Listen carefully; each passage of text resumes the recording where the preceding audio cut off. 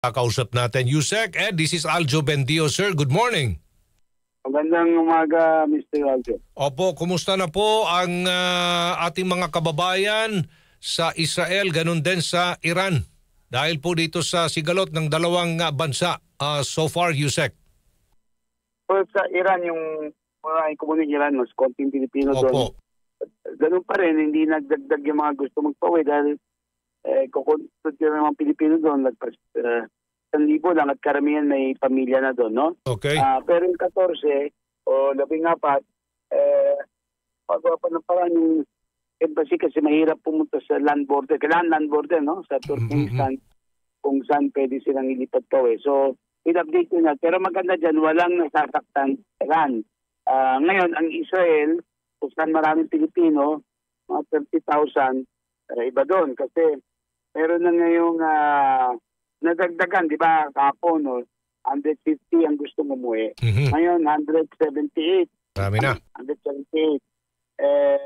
Nagbigay na ng assistance, kung ano ng mga assistance, financial, o bigay ng mga food, ganyan-ganyan. Pati gatas para sa yung embassy sa almost 74 Filipinos, no? Ano pa rin, dalawa pa rin ang nasa hospital, pero maganda doon, ibig sabihin, hindi pumanaw ang ating nasa critical condition. So, yung isa doon, kaya pagkakaroon ng so, 67 na. 67 na nawala yung kanilang girahan dahil sa missile attack. Dumami, dati, sa araw, 49, ngayon, 67. So, handa yung embassy being shelter, pero hindi bigyan ng Israel. Pero pa man, karamihan ng mga Pilipino doon, rescue loop, resilient, nanatili sila doon dahil bukod sa maganda yung kanilang living condition, yung sweldo, ganyan. So, sila na diktas sila sa panganib dahil nga sa Israel, sa Iron Dome. Alam nila na palagi nangyayari naman to, tapos tingin to, tapos yung nga parang seasonal, parang seasonal, mamaya po after every few months, meron na naman. Sana naman yung itong mga peace overture magtagumpay at magkaroon na nagtapusan na itong conflict. Hindi lang parang ngayon, pero para wala na talaga. So, tingnan natin. Opo, ito pong mga Pilipinong nais nang umuwi na Pilipinas, aalis po sila ng Israel papunta sa ibang bansa dahil sirado yata hanggang ngayon, sarado pa ang airspace ng Israel. Ano pong mga bansa kaya itong pwede ho silang sumakay na ng eroplano at ilan na ho ang nakalabas na ng Israel ng mga Pilipino? Opo, may 26 ang unang batch. Most likely, kung hindi today or tomorrow, itong weekend, makakauwi na mga yan, no? Ang isa lang ang daanan dyan, yung Jordan. Jordan. At saka, hindi ito malayo, unlike yung Turkmenistan, na 13-hour drive. Ang Jordan, wala pang isang oras, no?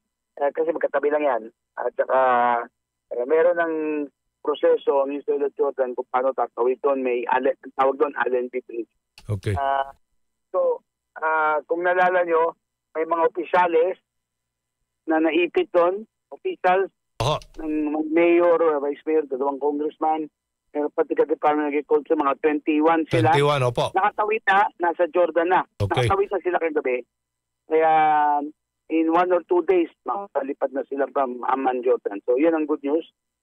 Successful yan. In other words, tuloy-tuloy na yan kasi pwedeng tumawid through Jordan. So, ito mga OFWs, unti-unti mauwi natin yan. Yung mga kababayan po natin sa Iran, meron ho bang gusto ring umuwi? Or meron din tayong repatriation program para po sa kanila? Yusek? Tulad ng sinabi ko kanina, may 14, may 14 na nasa shelter ngayon. Hindi to permanent migrants, hindi to mga marriage migrants o may asawa. Mga OFW, kukunti lang talaga nagtatrabaho sa Iran kasi hindi naman tayo nagde-deploy doon. Wala pang 30. Yung mga yon ay gusto umuwi, at least kalahati. So 14 at yun ang program natin. Pero ganito, no, kaya hindi rin gusto umuwi ng mga kababayan sa Iran. Wala sa kanila yung unlike Israel na may nawawalan ng bahay, may nadadala sa ospital. Yung Israeli attacks sa Iran are very targeted, specific. sa madaling salita, walang civilian na natama kasi alam nila anong tatama nila yung nuclear, di ba? Tulad ng sinasabi pa ulit-ulit ng Israel. Nuclear capability ng Iran. So, ang mga namamatay, mga sundalo, at saka ang natatamaan ng gusali related sa nuclear program ng Iran. So, yung mga Pilipino na tumitira sa residential homes, wala sila naramdaman panganib. Unlike yung Israel, umuulan ng missile. Kahit saan. Iran. Kahit saan po, no?